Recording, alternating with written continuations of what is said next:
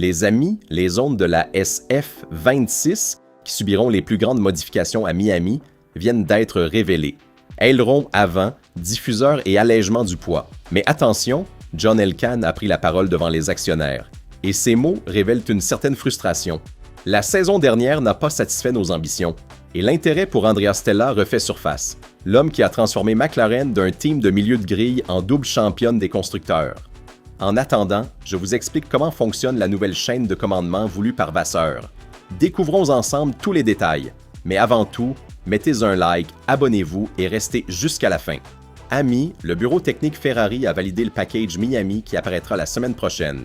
Le premier filming day disponible de 200 km se déroulera à Monza mercredi, où l'aileron Macarena devra également être testé.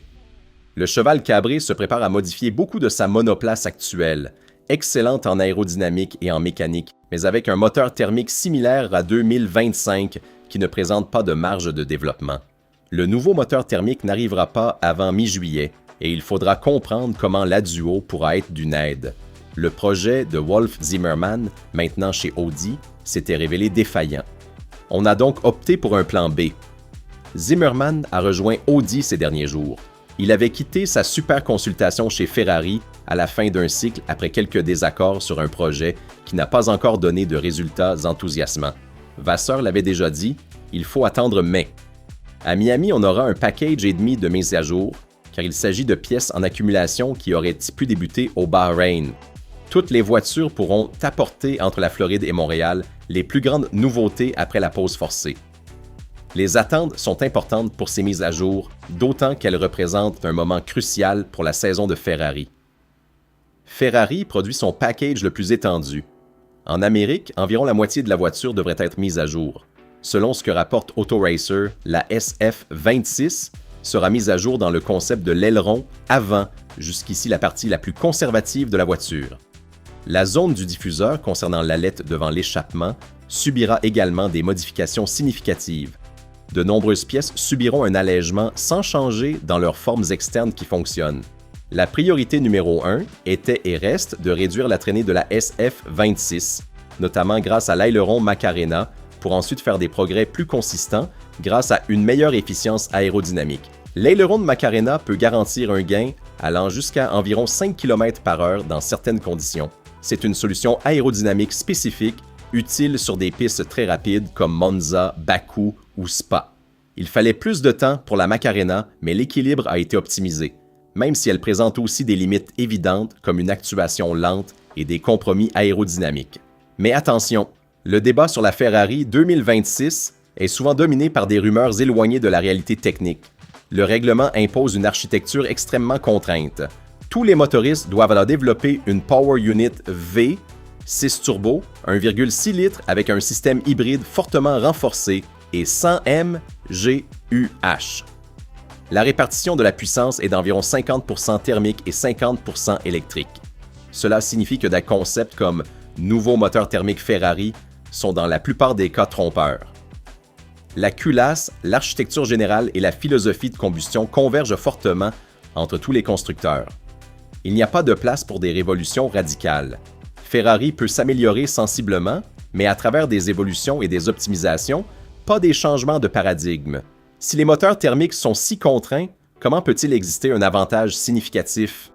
La réponse réside dans la nature même de la Power Unit. Ce n'est pas le moteur qui fait la différence, c'est le système. Efficience de la batterie, gestion de la récupération énergétique, stratégie de libération de puissance, logiciel de contrôle et interaction entre turbo, moteur thermique et MGUK. Les rumeurs sur un écart Ferrari-Mercedes d'environ 30 chevaux sont à prendre avec précaution. La réalité est que l'avantage, s'il existe, naît de l'ensemble du système Power Unit, pas d'un seul composant. Voyons maintenant comment fonctionne la nouvelle pyramide hiérarchique. À Maranello, Loïc Serra a accueilli de nouveaux profils récemment. Les arrivées des ingénieurs Cédric Grosjean et Guillaume Dezetou, ainsi que le responsable du développement aérodynamique Frank Sanchez, ex-Sauber, déjà en poste depuis des mois et qui travaille en étroite collaboration avec le directeur de l'aérodynamique Diego Tondi. Enrico Gualtieri supervise le développement de la Power Unit qui, sauf décision contraire de la Duo, disposera bientôt d'un nouveau moteur à combustion. Gualtieri était le premier choix d'Audi, mais en tant que Modène dans l'âme, il aurait gentiment refusé de rejoindre Mattia Binotto, décidant de rester dans le projet Vasseur. Le directeur de l'aérodynamique Diego Tondi a la possibilité d'apporter des gains plus rapidement en testant de nouvelles pièces, quelque chose de bien différent de 2023, pour ne pas parler de l'année dernière. Les nouveautés sans contre-indication théorique sont simulées en interne par Adzurno et le nouveau venu Dezetou. Ils transmettent ensuite les résultats à Vasseur et Serra, qui ont le dernier mot. Si cela en vaut la peine, ils donnent le feu vert à la production et aux responsables de l'ingénierie Toninali pour les utiliser en piste dès que possible. Cette structure légère fonctionne bien mieux que par le passé. Mais attention, lors d'une réunion avec les actionnaires Ferrari, le président John Elkann a évoqué les ambitions du team et le bilan de l'année dernière. S'il a félicité les équipes d'endurance et de GT Racing pour leurs résultats extraordinaires, il a admis que le team de Formule 1 n'avait pas performé à son meilleur niveau, laissant entendre une certaine frustration envers Vasseur. Chez Ferrari, on sait que courir signifie aussi apprendre et progresser. Après une saison qui n'a pas satisfait nos ambitions, en 2026, nous avons débuté un nouveau championnat avec de nouveaux règlements. Nous l'abordons avec unité et détermination, concentrés sur le travail nécessaire pour revenir plus fort qu'avant. Elkann a ensuite rappelé les succès en endurance. 50 ans après le dernier titre mondial d'endurance, Ferrari a conquis aussi bien le titre constructeur que le titre pilote dans le championnat du monde d'endurance de la FIA. Ce résultat est le fruit du talent et du travail d'équipe, couronnant une saison qui a vu la 499P remporter la 3e victoire consécutive au Mans. Ces mots révèlent une certaine pression sur Vasseur, qui doit démontrer des résultats. Et c'est là qu'on arrive à la bombe. La semaine dernière, il a été rapporté qu'Andrea Stella serait prêt à rejoindre Ferrari dans les prochaines années, pendant que Giampiero Lambiase rejoint McLaren comme successeur à long terme. Cependant, les initiés de McLaren ont rapidement démenti les rumeurs sur le départ de Stella, suggérant qu'il travaillerait aux côtés de Lambiase en restant dans son rôle de directeur d'équipe. Mais selon ce qui a été rapporté, Ferrari est clairement intéressé par Stella, indépendamment de la véracité des rapports sur un accord signé.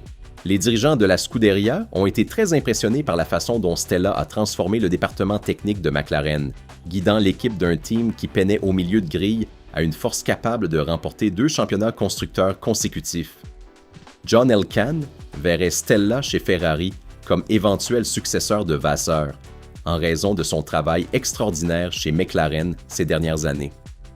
Beaucoup croient que Stella pourrait aider Ferrari d'une façon que Vasseur ne peut pas, surtout après les difficultés de la Scuderia la saison dernière. Mais il y en a d'autres qui pensent que Vasseur doit être laissé travailler. Pour l'instant, Vasseur reste dans son rôle cette saison. McLaren insiste sur le fait qu'elle ne s'attend pas à perdre Stella, mais l'intérêt de Ferrari est concret et mérite d'être suivi. La saison 2026 se jouera sur la capacité à interpréter au mieux un système complexe, pas sur la création d'un moteur entièrement nouveau. C'est un défi d'intégration totale, pas d'invention. Naturellement, tout le monde se demande quel aduo sera garanti à la concurrence après le Grand Prix de Miami, avec Ferrari en première ligne pour en bénéficier. Si vous avez aimé découvrir tous les détails sur les mises à jour et les mots d'Elkann, laissez un like et abonnez-vous. Pensez-vous que Stella finira chez Ferrari? Écrivez-le dans les commentaires.